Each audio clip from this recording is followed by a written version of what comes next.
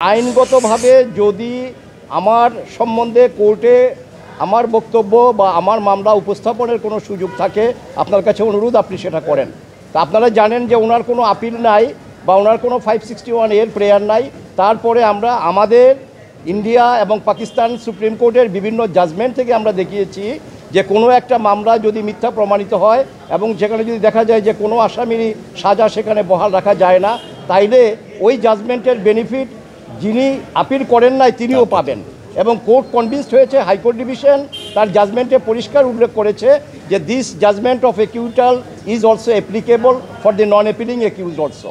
এখানেও অ্যাপালেট ডিভিশনেও যেহেতু এখন আপিল চলতেছে, আমরা এখানে কোর্টের পারমিশন নিয়ে আমরা দেখাবো যে না, তারেক রহমান সাহেবের বিরুদ্ধে এই মামলায় কোনো এভিডেন্স নাই এবং ওনার এগেনস্টে কনস্পিরেসির কোনো কিছু প্রমাণ হয় নাই।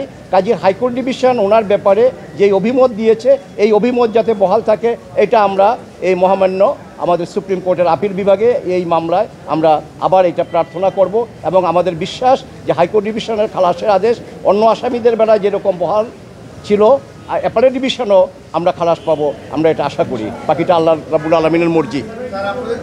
মামলায় হাইকোর্ট ডিভিশনে এটা খালাস হওয়ার পরে তার এগেনস্টে রাষ্ট্রপক্ষ লিভ টু আপিল ফাইল করে এবং লিভ আগে গ্রান্ট হয়েছিল, এটা আপনারা জানেন। এখন পূর্ণাঙ্গ আপিল শুনানি হচ্ছে। তো আজকে এটা অ্যাপালেট ডিভিশনে 1 নম্বর কোর্টে কম্প্রাইজিং অনারেবল 6 জাজেস and headed and presided by honourable chief justice আজকে ছিল।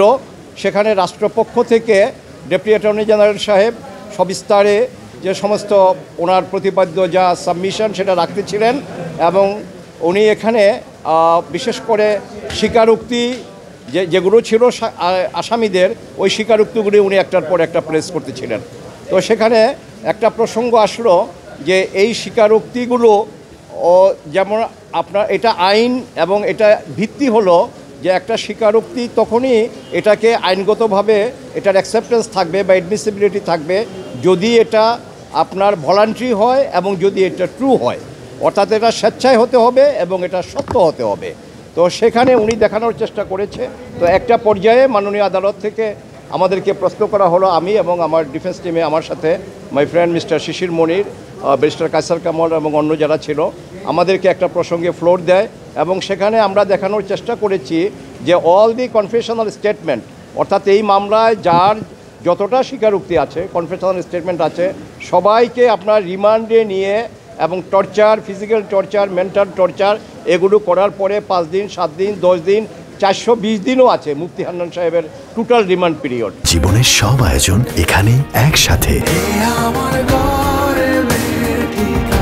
তারপরে এনে এই স্বীকারোক্তিগুলি করা হয়েছে এবং এই স্বীকারোক্তিগুলি রেকর্ড করার পরে অন দি আর্লিয়েস্ট অপরচুনিটি আবার তারা এটা রিট্রাক্ট করেছে, অর্থাৎ প্রত্যাহার করেছে যে এটা আমরা স্বেচ্ছায় করি নাই এবং এটা সত্য না, আমাদেরকে জোর করে, আমাদেরকে ফিজিক্যালি মেন্টালি টর্চার করে এই স্বীকারোক্তি আমাদের থেকে আদায় করা হয়েছে। তো এইভাবে আপনার আর্গুমেন্ট এগিয়ে যাচ্ছে। পরে আবার কোর্ট থেকে এটা নির্ধারিত হলো কবে, 13 তারিখে, এই মাসের 13 তারিখে ফার্দার আর্গুমেন্টের জন্য। এবং এটা অনারেবল চিফ জাস্টিস সাহেব বললেন রাষ্ট্রপক্ষকে যে আপনারা ওই দিন বাকি যা আছে এই আর্গুমেন্ট আপনারা প্রেস করবেন। গ্রেনেডের একটা প্রসঙ্গ আসছে যে জাস্ট আপনার এই ঘটনাটার পরে আপনার বাইরে থেকে ইন্টারপোল থেকে একটা টিম এসেছিল এবং ওনারা এসে যে সমস্ত আলামত এখানে পাওয়া গিয়েছিল এটার উপরে ওনারা একটা ওপিনিয়ন দিয়েছিলেন যে এটা আরজেস গ্রেনেড এবং আরজেস গ্রেনেড এটা মিলিটারি, এই কথাটা ওখানে লেখা আছে। তো ওটার উপরে ওই রিপোর্টটা এই মামলায় এক্সিবিট হয় নাই, আর ওই যিনি এই রিপোর্টটা দিয়েছেন এটা এক্সিবিট হতে হলে বা এভিডেন্স আনতে হলে তার সাক্ষীও প্রয়োজন হয়, কিন্তু রাষ্ট্রপক্ষ তাকে সাক্ষী দিতেও আনেন নাই। আমি যদি স্বীকারোক্তি করি, এই স্বীকারোক্তি আমার স্বীকারোক্তি যদি কোর্ট মনে করে যে এটা স্বেচ্ছায় এবং সত্য, এটা ভলান্টারি এবং এটা ট্রু, সেক্ষেত্রে ওই স্বীকারোক্তি দিয়ে আমাকে সাজা দিতে পারে। কিন্তু আমার স্বীকারোক্তি দিয়ে আরেকজন কোঅ্যাকিউজডকে বা অন্য আসামিকে সাজা দিতে হলে এই স্বীকারোক্তিটা স্বেচ্ছা এবং সত্য হতে হবে, সাথে আরও সাবস্টেন্টিভ এভিডেন্স লাগবে। ওই এভিডেন্স আগে, তারপরে এটা করবোরেশন হিসাবে বা ওইটার এসিউরেন্সের জন্য এটাকে ইউজ করা যেতে পারে। এটা আমরা কোর্টের কাছে সাবমিশন রেখেছি। এটা প্রসিকিউশন ভালো জানে, রাষ্ট্রপক্ষ যারা মামলা পরিচালনা করেছে, মামলা তো রাষ্ট্রপক্ষের, আমরা তো আসামি, রাষ্ট্রপক্ষ জানে কেন তাকে আনে নাই।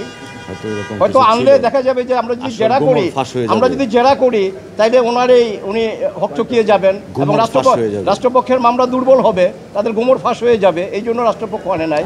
এই প্রশ্নটা ওনাদেরকে করেন, রাষ্ট্রপক্ষকে করেন যে তারা কেন আনে নাই।